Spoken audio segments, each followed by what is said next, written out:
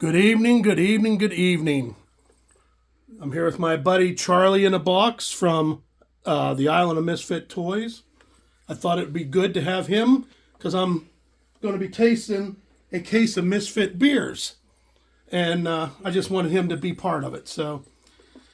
But anyway, I hope everyone's having a good evening. We're going to do beer number 2 tonight.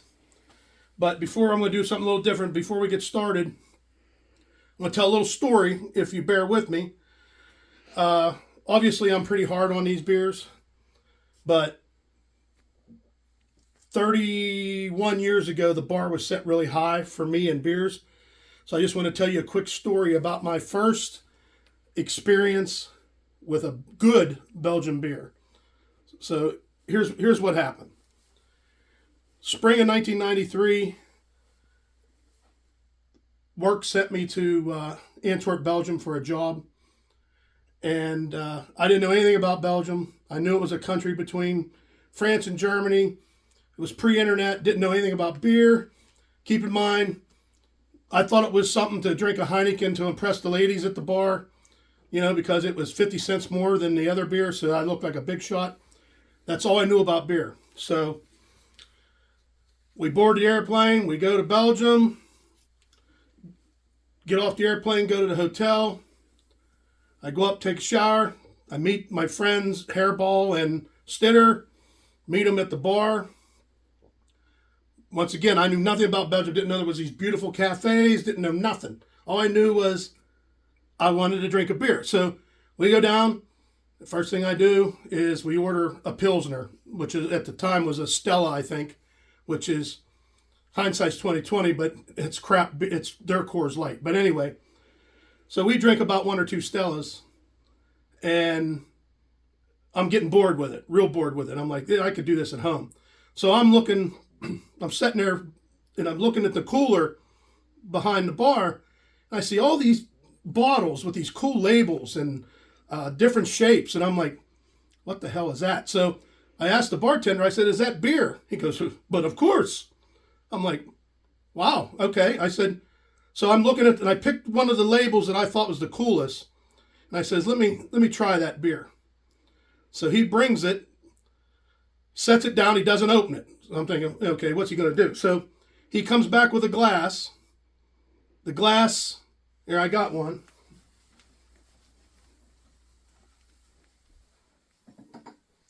This isn't the same one, but he brings a glass, and it has the same name as my beer on the glass.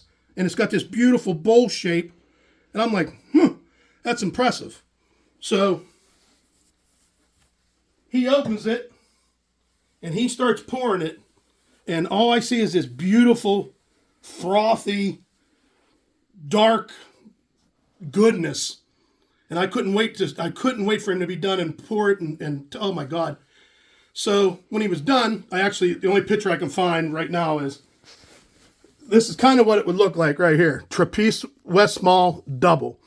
This isn't the right bottle. It was older, but that's kind of what the beer looked like when it's poured.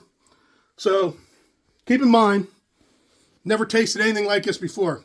So I pick it up, take a smell. It smelled wonderful. Took a drink. And not just beer world. At that time, it was the best beverage I've ever tasted in my life. I mean, caramel and malt, and I couldn't explain it. It was just beautiful beer. And from that point on, 31 years ago, I was obsessed with drinking Belgian beer. And the sky is, it's set pretty high. The bar is set pretty high.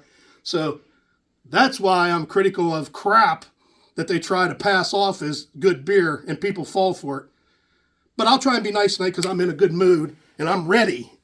I'm ready and I'm pumped to get a good beer. And I got the cats helping me, as you can see. They're ready for it too. But I got my tasting glass because I'm not sure I can handle more than that. So without further ado, I'm going to try number 2. All right. Here we go.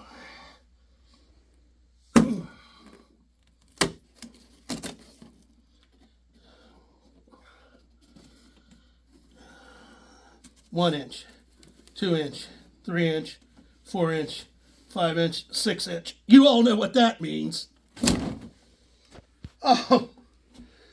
Oh, I gotta sit down for this. Oh, this looks spectacular, everyone. Cheers to good vibes, good beer, happy holidays. Winter warmer is here from the brew kettle.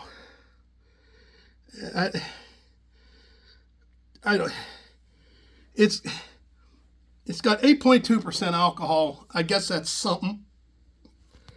I don't know. It says it's spiced, so that may cover up the crap if it has crapness in it. I mean, I don't know.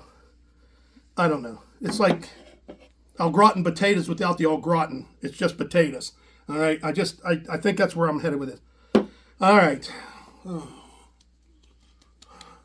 I was in such a pump mood tonight. I really thought I was going to get something really good. So if you guys are all ready, here we go. Oh my God. All right. It's got plenty of, it's got plenty of head. Look at the activity in it. That's impressive. All right. I don't want to sell it short yet. High hopes.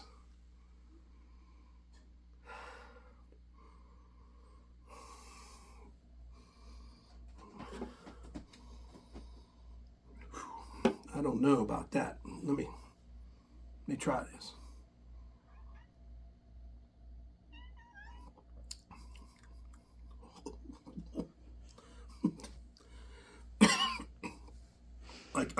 I'm not sure. I can't. Hold on a minute. Give me a minute. Damn it.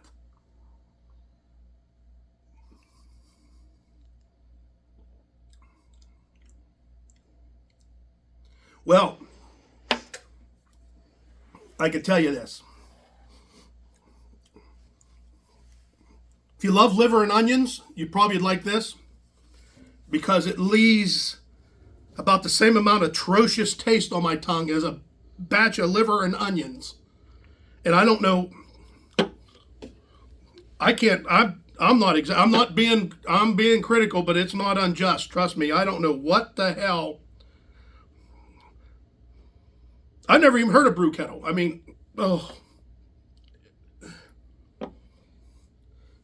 How can it look so pretty and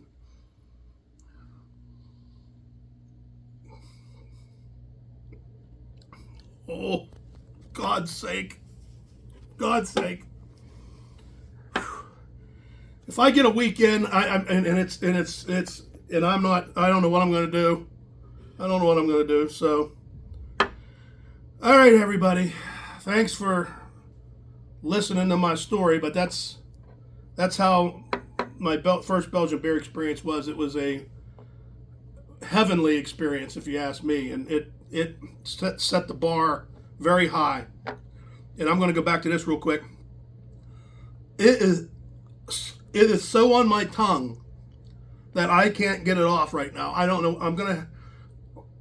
I'd rather, I'll go up. I think we got some pickles up. I'll drink some pickle juice. Maybe that'll taste, pickle juice. That'll taste like the beer I had from last year. So I may have that still laying around. All right, everybody. Have a good evening. And I'll see you for beer 3 tomorrow. Cheers.